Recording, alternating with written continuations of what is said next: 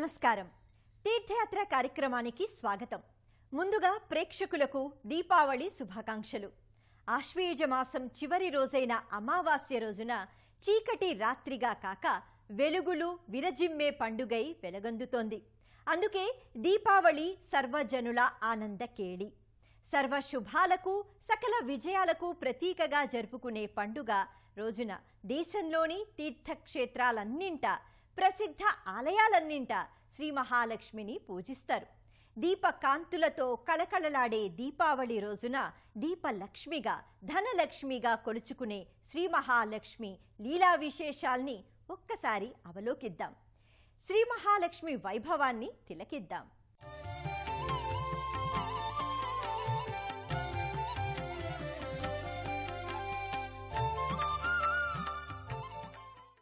దీపావళి అంటేనే దీపాల వరుస. ఈ దీపాలు జ్ఞానానికి, ప్రకాశానికి ప్రతీకలు. నెల నెలా వచ్చే సాధారణ అమావాస్య కాదిది. సూర్యుడు తులారాశిలోకి వచ్చిన అమావాస్య కనుక ఇదో విశిష్ట అమావాస్య.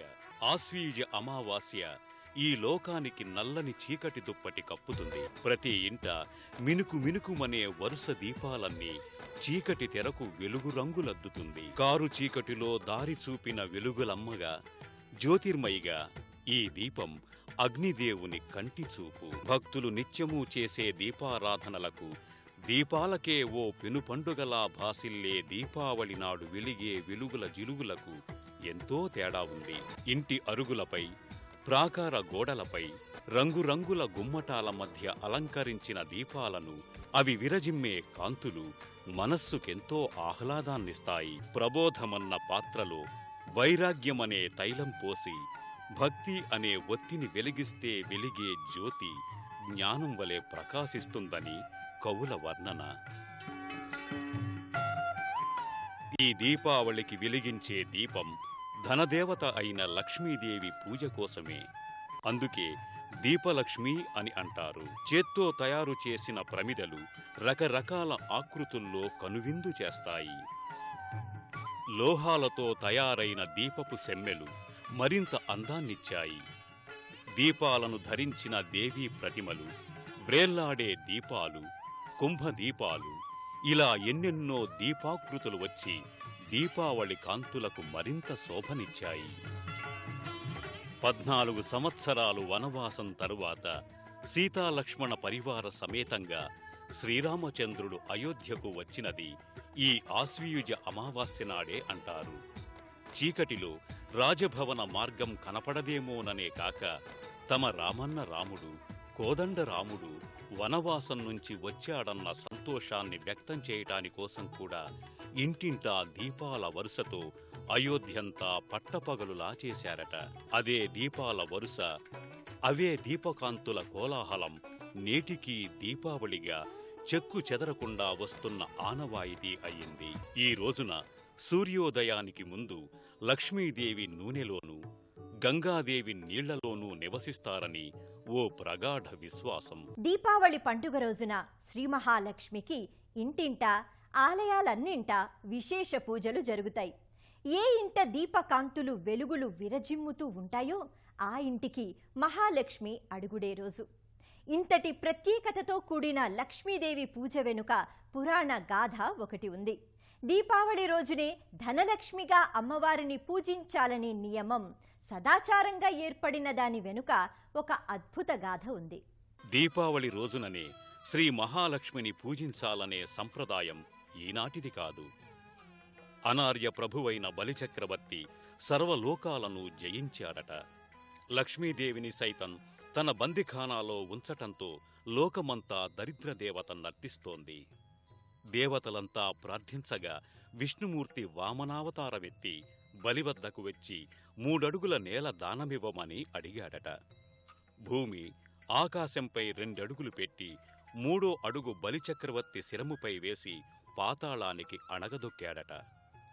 సమస్త దేవతాగణంతో పాటు తన దేవేరి లక్ష్మీదేవి సైతం విముక్తురాలై లోకమంతా మళ్లీ లక్ష్మీ ప్రసన్నమైంది.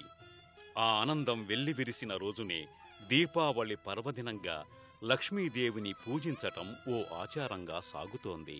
జగమంతా ఆనందం తాండవించే వేళ దీపకాంతుల సంరంభంగా వెల్లివిరిసే రోజున లక్ష్మీదేవిని పూజించటం ఒక ఆచారంగా వస్తోంది. శ్రీ మహాలక్ష్మీ దేవికి ప్రత్యేక పూజలు సంవత్సరంలో 2 పర్యాయాలు జరుగుతాయి.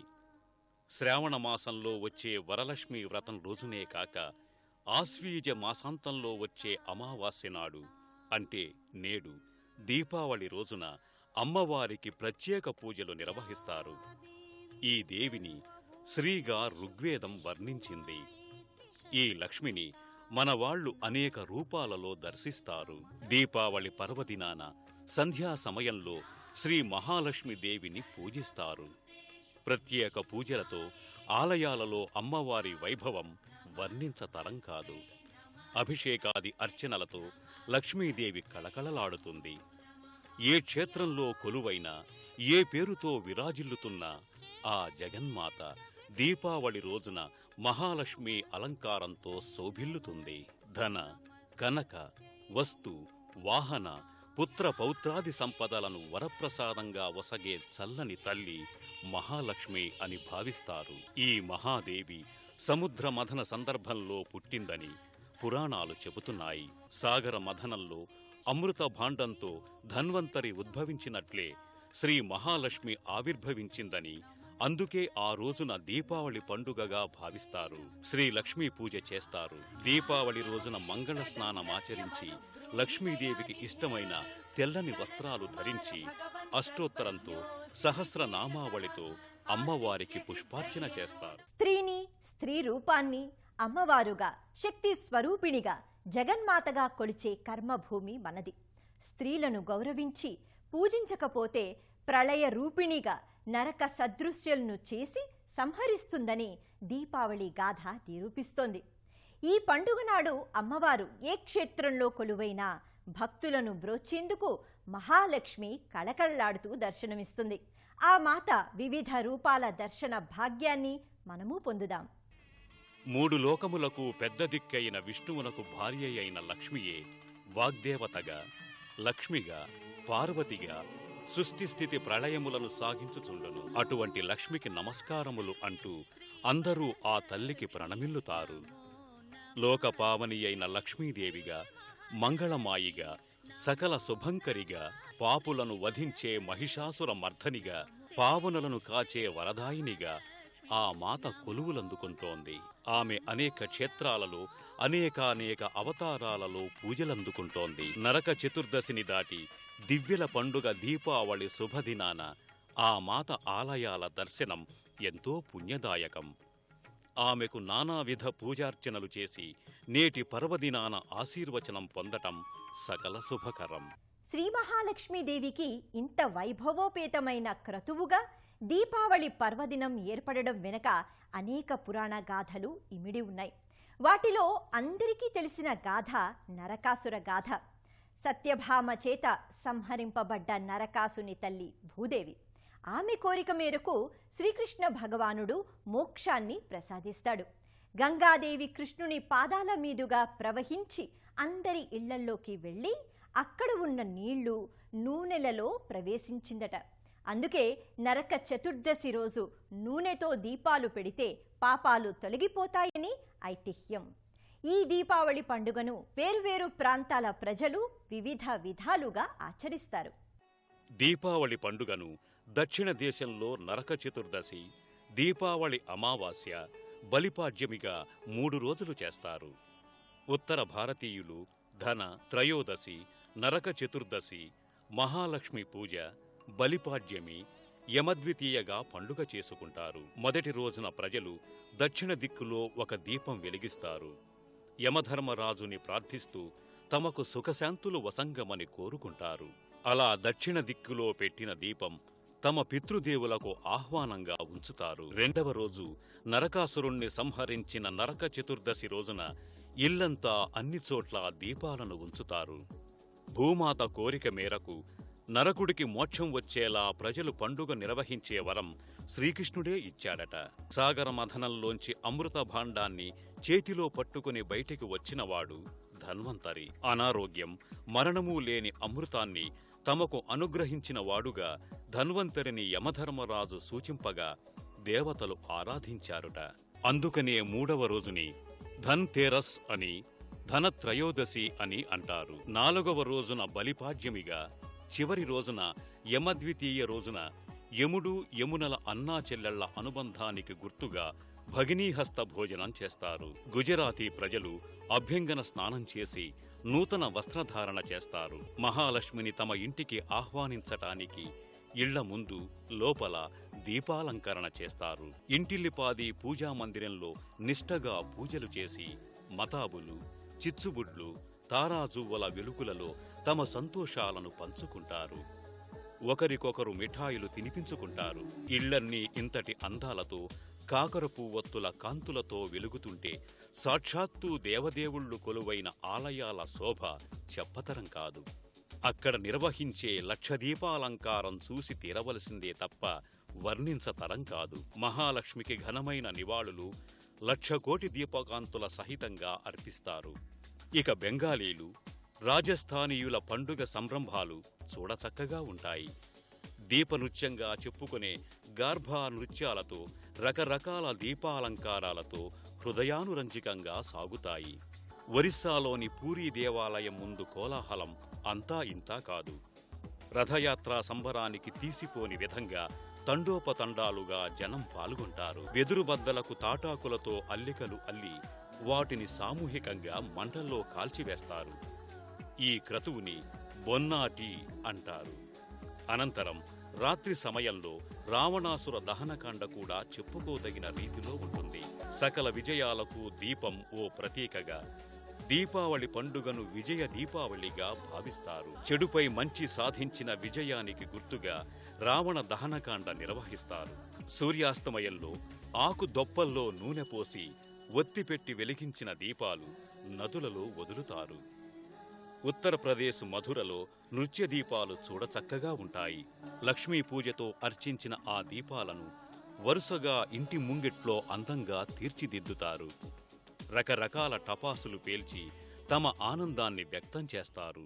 శ్రీ మహాలక్ష్మి కరుణకు పాత్రులైన వారికి సకల ఐశ్వర్యాలు సిద్ధిస్తాయని ఎంతో మంది విశ్వసిస్తారు. ఆ విశ్వాసంతో ఆ మాతను కొలిచి ధన్యులవుతున్నారు. సన్మంగళాలను వసంగే శ్రీ మహాలక్ష్మి కరుణా కటాక్ష వీక్షణాలు అందరి మీద సదా ఉంటాయని ఆశిద్దాం. సాక్షాత్తు పరమాత్మ భూమిపై నడయాడితే ఎలా ఉంటుందనే భావనకు సాకారమే శ్రీకృష్ణావతారం. ధర్మాన్ని అనుసరించిన దైవం శ్రీరాముడు, కానీ ఆ ధర్మాన్ని నడిపించిన దేవుడు శ్రీకృష్ణుడు. కృష్ణుడు ఒక మతానికో, ధర్మానికో, యుగానికో ప్రతినిధి కాదు. ఆయన విశ్వాంతరాత్మ. అంతర్జాతీయ కృష్ణ చైతన్య సంఘం ఇస్కాన్ శ్రీకృష్ణ తత్వాన్ని విశేషంగా ప్రచారం చేస్తోంది. దేశవ్యాప్తంగా రాధాకృష్ణ మందిరాల్ని నిర్మించి కృష్ణ సందేశాన్ని చాటి చెబుతోంది. ఈ నేపథ్యంలో ఆవిష్కారమైన సుందరమైన శ్రీకృష్ణ సన్నిధానం బెంగుళూరులోని శ్రీ రాధాకృష్ణ మందిరం. శ్రీకృష్ణ జన్మాష్టమి సందర్భంగా నేటి తీర్థయాత్రలో ఆ సుందర కృష్ణధామాన్ని తిలకిద్దాం.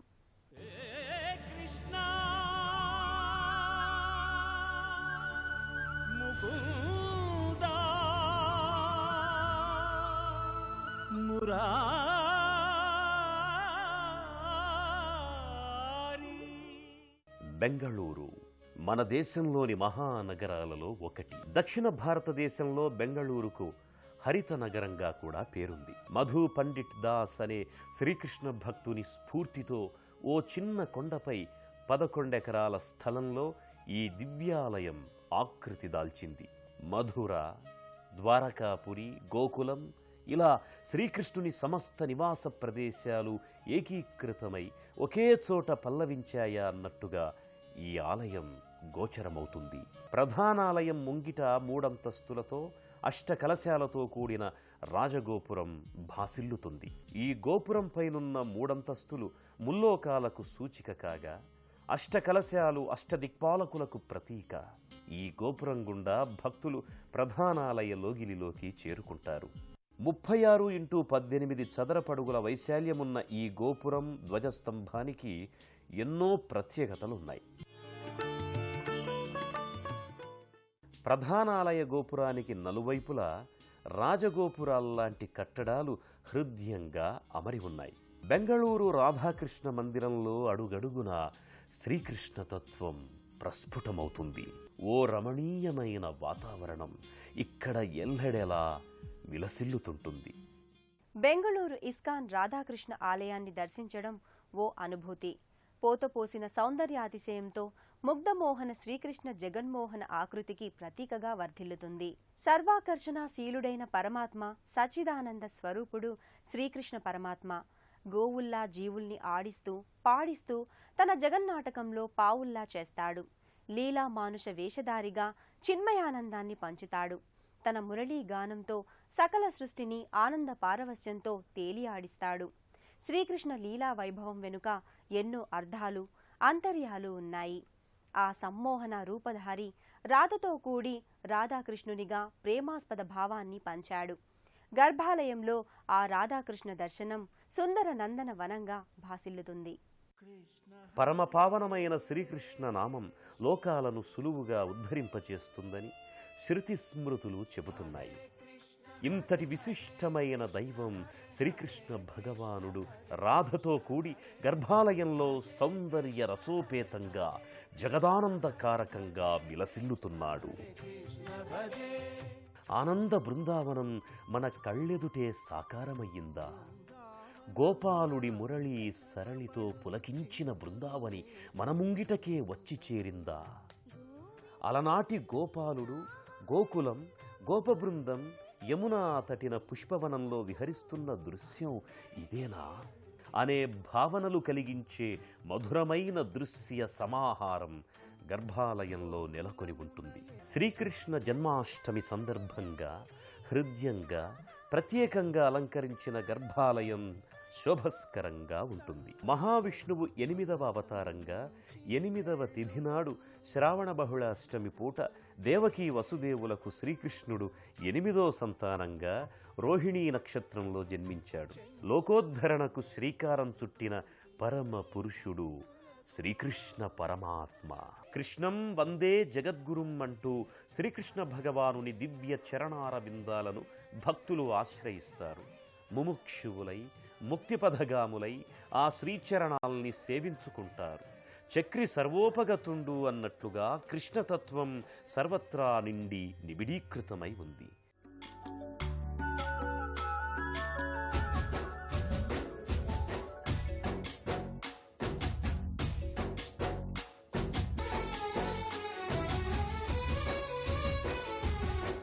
భజరే నందగోపాల హరే భజరే నంద.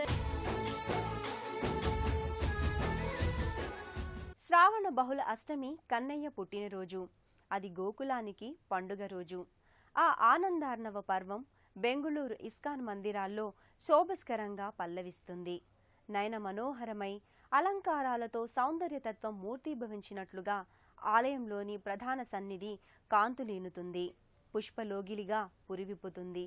కృష్ణయ్య పుట్టినరోజు నుండే గోకులానికే కాదు ఎల్లలోకానికి పండగ. ఆ పండగ వాతావరణం ఈ ఆలయంలో వైభవోపేతంగా ప్రస్ఫుటమవుతుంటుంది. ఈ ఆలయంలో కృష్ణాష్టమి వేడుకలు అభిషేక పరంపరతో ఆరంభమవుతాయి. గోక్షీరం, తేనె, ద్రాక్షరసం, మామిడి పండ్ల రసం, ఇతర ఫలరసాలతో సహస్రధారలతో బాలకృష్ణుణ్ణి అభిషేకిస్తారు.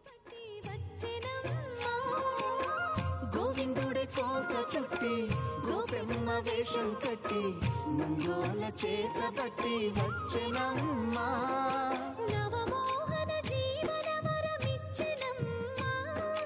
ఇకపై ఇంకెప్పుడు నీ చేయి విడిచి వెళ్ళనని చేతిలోన చేసి బుట్టేసెనమ్మా.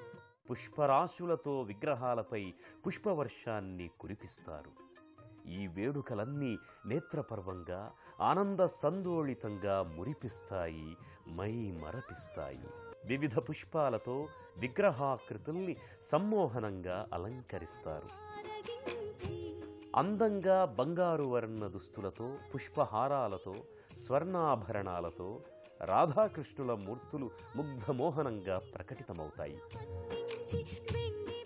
నెమలిపింఛపు అలంకరణలతో పుష్పహాసుడిగా గోవిందుడు మురళీ మనోహరునిగా దర్శనమిస్తాడు. మరోవైపు బలరామకృష్ణులు ప్రత్యేక వేదికపై సకల అలంకారాలతో సమస్త భూషణాదులతో తేజరిల్లుతారు. శ్రీకృష్ణ జన్మాష్టమి ఈ ఆలయంలో నిర్వహించే ప్రధాన వేడుక. అందం, ఆనందం, ఆహ్లాదం ఆకృతి దాలిస్తే అది ఇక్కడ జన్మాష్టమి వేడుకై వెల్లివిరుస్తుంది. మధురాధిపతే అఖిలం మధురం అన్నట్టుగా ఇక్కడ కృష్ణుడు మధురం, రాధ మధురం, బలరాముడు మధురం, గోపశ్రీ పరివేష్టితుడైన ముకుందుడు మధురం, స్వామిని దర్శించడానికి వచ్చిన భక్తులు మధురం. ఈ భక్తి పావన బృందావనమే మధురాతి మధురం. రాధాకృష్ణ మందిరంలో కృష్ణాష్టమి నాడు ఎక్కడ చూసినా అలవికాని సౌందర్యం ఓ రసార్ణవ దృశ్యంలా గోచరమవుతుంది. చిన్నారి కృష్ణుని విగ్రహం ఊయలలో కనువిందు చేస్తుంది. అదేవిధంగా డోలికలో రాధాకృష్ణ పంచలోహ విగ్రహాలు సర్వాంగ శోభితంగా అలంకరించబడి ఉంటాయి.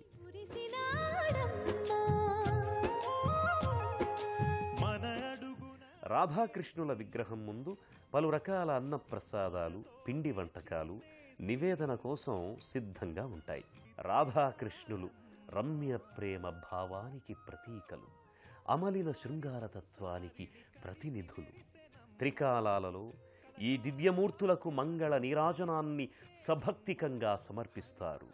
ఆదిపురుష గోవింద అంటూ సంకీర్తన నేపథ్యంగా స్వామిని భక్తులు సేవిస్తారు. బెంగుళూరు రాధాకృష్ణ ఆలయంలో రాధాకృష్ణులతో పాటు బలరాముణ్ణి కూడా ఆరాధిస్తారు. అలాగే శ్రీల ప్రభుపాదుల వారిని కూడా భక్తులు ఇక్కడ సేవించుకుంటారు. బెంగళూరు శ్రీ రాధాకృష్ణ ఆలయంలో రాధాకృష్ణుల మూర్తులతో పాటు కృష్ణ బలరాములు కూడా ప్రత్యేకంగా పూజలందుకుంటారు. అలాగే చైతన్య మహాప్రభు, నిత్యానందలకు ఇక్కడ ప్రత్యేక విగ్రహాకృతులున్నాయి. ఇక్కడున్న ఇస్కాన్ వ్యవస్థాపకుడైన శ్రీల ప్రభుపాదుల మూర్తి సజీవత్వంతో తొణికిసలాడుతుంది. శ్రీకృష్ణుడు మనోజ్ఞ రసజ్ఞ మూర్తి, సకల కళలకు అధినాథుడు.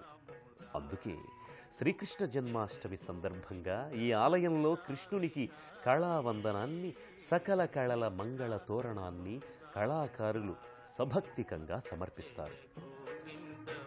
బాలకృష్ణుణ్ణి ప్రత్యేక వేదికపై ప్రతిష్ఠింపజేసి సహస్రధారతో అభిషేకాదులను నిర్వహిస్తారు. చామంతులు, గులాబీలు, మరువాలు, దవనాలు, సిరిమల్లియలు, జాజులు, సంపెంగలు ఇలా సుగంధ పుష్పపత్రాలతో బాలకృష్ణుణ్ణి అభిషేకిస్తారు. ఎక్కడ కృష్ణ సంకీర్తనం నిరంతరాయంగా జరుగుతుందో అక్కడ భక్తి ప్రేమ తరంగాలు పోటెత్తుతాయి. సర్వం కృష్ణమయం జగత్ అన్నట్టుగా సర్వం కృష్ణతత్వం ఆవరించి ఉంటుంది. ఈ ఆలయంలో రామనవమి, బ్రహ్మోత్సవం, అక్షయ తృతీయ, నరసింహ హనుమాన్ జయంతులు, రథయాత్ర, బలరామ జయంతి, వైకుంఠ ఏకాదశి వంటి పర్వదినాల్ని ఘనంగా నిర్వహిస్తారు.